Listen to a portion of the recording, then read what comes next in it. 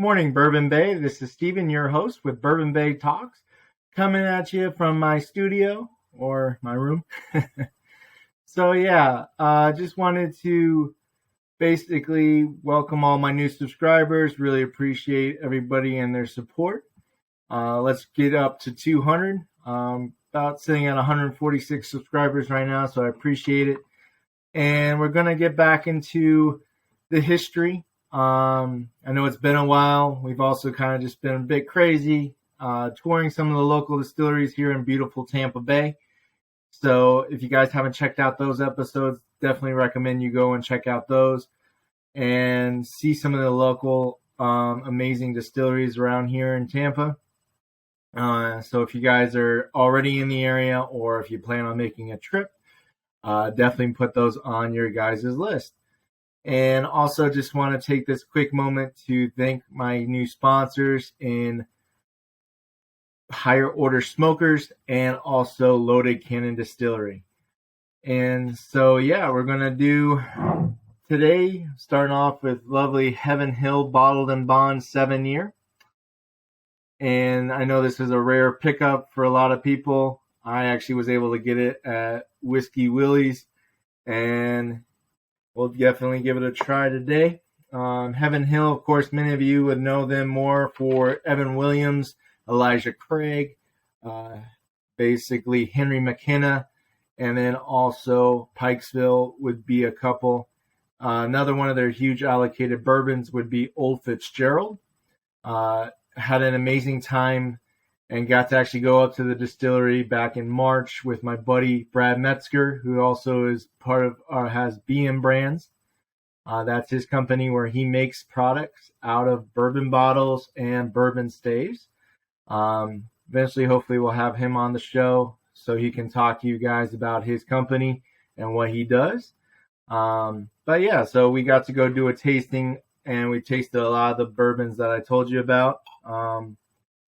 And the company has been around for a long time, since actually a little bit after Prohibition. I think in 1936 is when they started by the Shapira brothers, which was a Jewish family. And if you go into the new visitor shop, and if you look right underneath what looks like a shape of a barrel, which is their new tasting area, you will and look up and you see in the steel girders, there's actually a Star of David. There's two actually. And that represents their family and their heritage.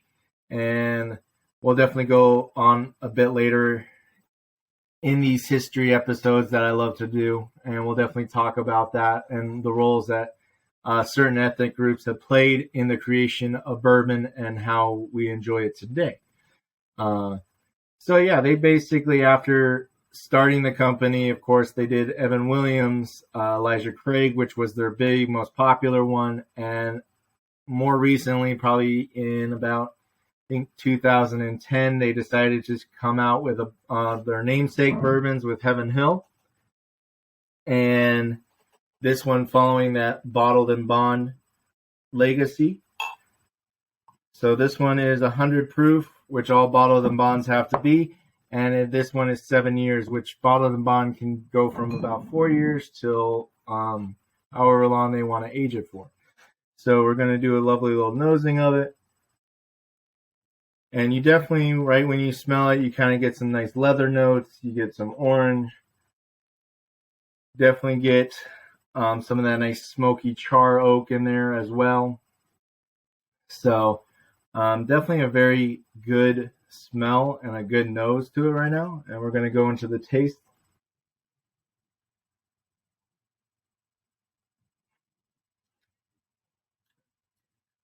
And right off the bat, you can tell definitely a really nice sweeter bourbon. Definitely get that nice sweet corn. And then you also have, basically that marshmallow, caramel, honey notes in it. So definitely a very good tasting bourbon for sure. And something I highly recommend if you're able to find it. It is one of those allocated bourbons that's definitely a little bit tough to find. So if you get a chance, and you see it on the shelf, definitely pick it up. This one was around like $49, so about $50 with tax, and just definitely a good bourbon to pick up.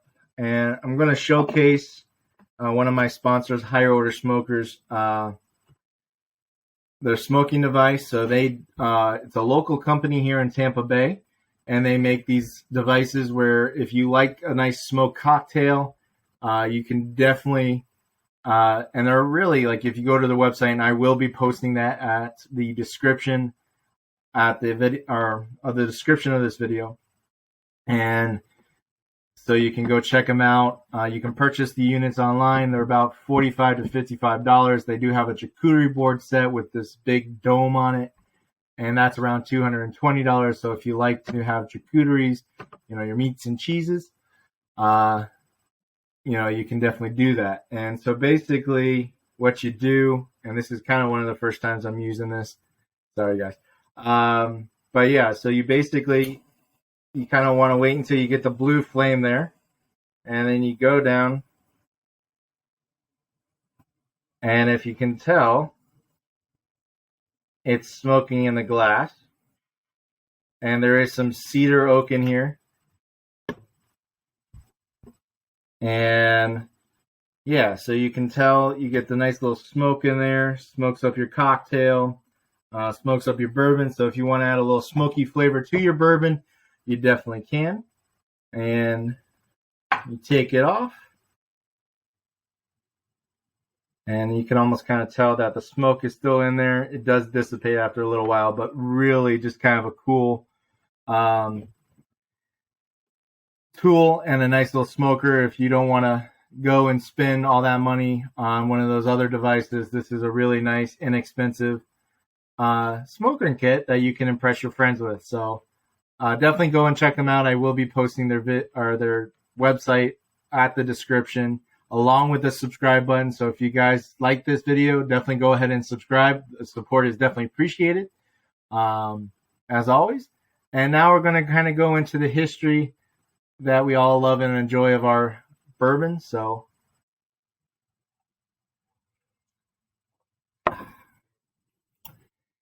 yeah, this time we're going to talk about, like last time we talked in my video, we talked about the formative years of bourbon.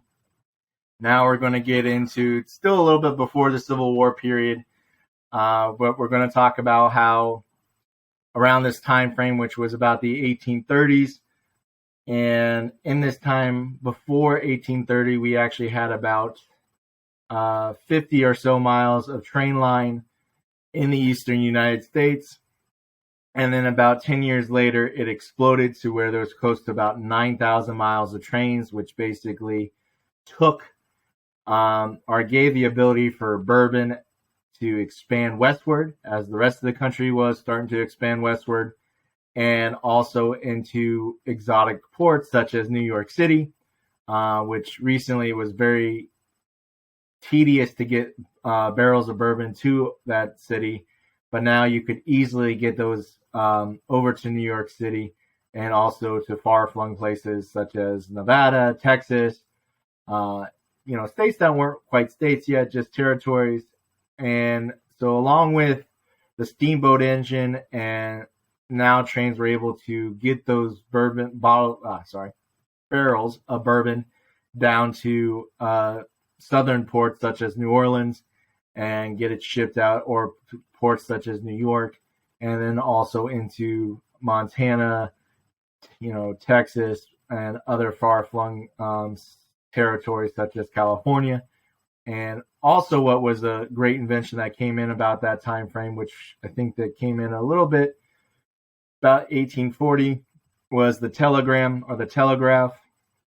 And by that time, there was over 50,000 miles of telegraph wire all throughout the country.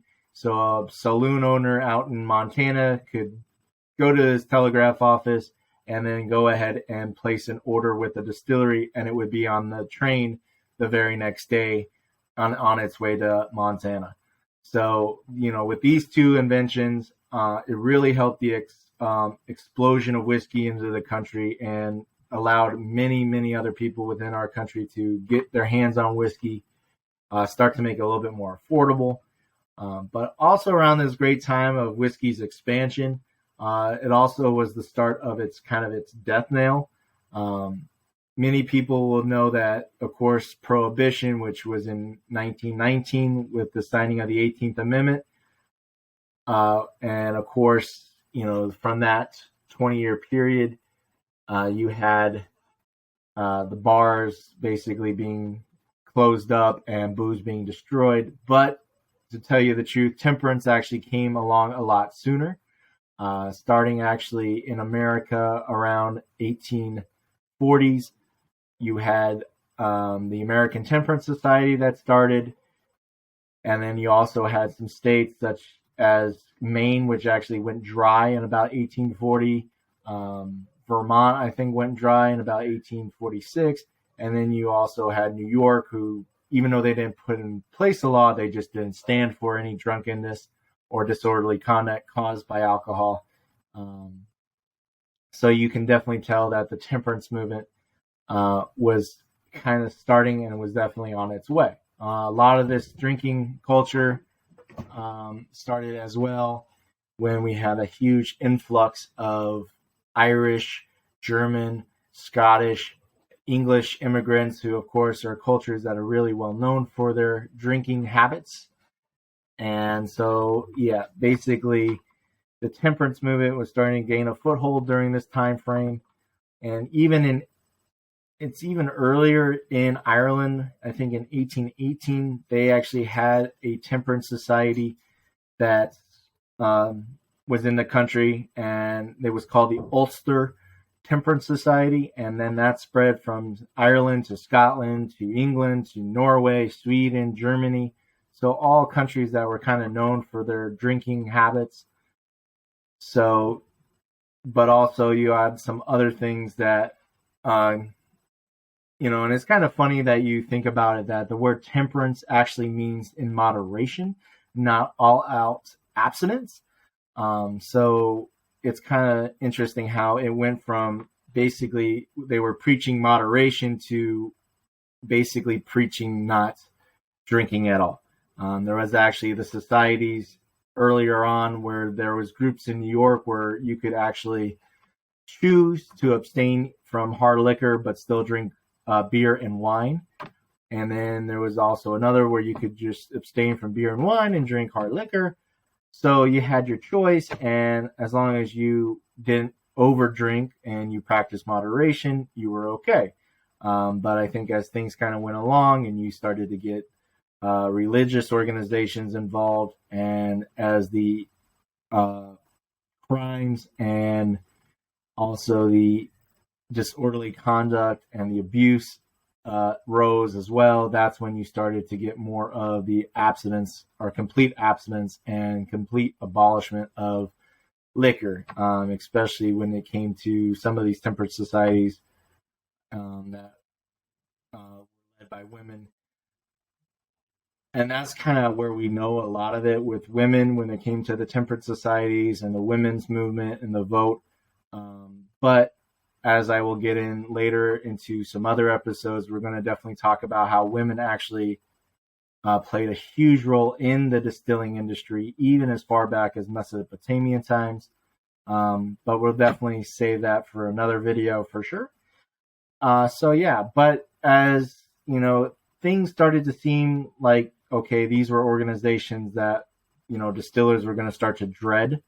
But there was some other big movements going on during this time frame, such as the slavery and other aspects that were basically starting to tear the country apart between the North and the South, and other factions as well. So basically the temperance movement kind of took a sidestep, and as we got closer to the 1860s and Civil War, basically it would take kind of a back seat for right now. But yeah, so if you guys really enjoyed this video, please subscribe. The subscribe button is down below of the video, and definitely watch some of my other videos for sure to catch up on some of the history that we've talked about. And we're definitely going to do some more history videos. Hopefully, maybe get some connection with Florida's distilling history is my hope.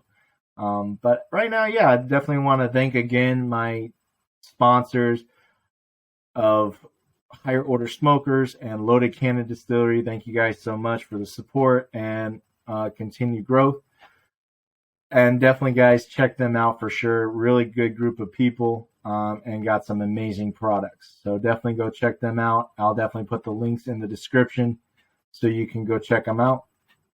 And yeah, guys, so as always, hope you enjoy. Have a great day, evening, morning, noon, and night. And cheers, salud, or as Steve would say from Loaded Cannon, ushkabehe.